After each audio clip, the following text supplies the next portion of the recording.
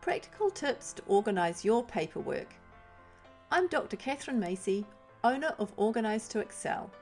We've been helping people overcome clutter and get more organised for almost 15 years, and I'm here today to help you with your paperwork.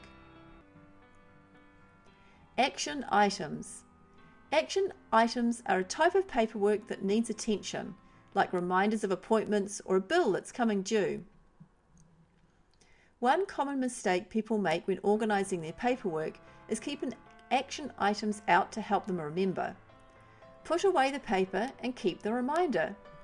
Keeping an action item on your desk leads to clutter. Have a specific place for action items so you know where to look for it when the time is to take that action.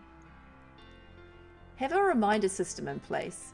You can set a reminder on your phone, write it in a paper planner, or use one of the action item systems below and put the paper away.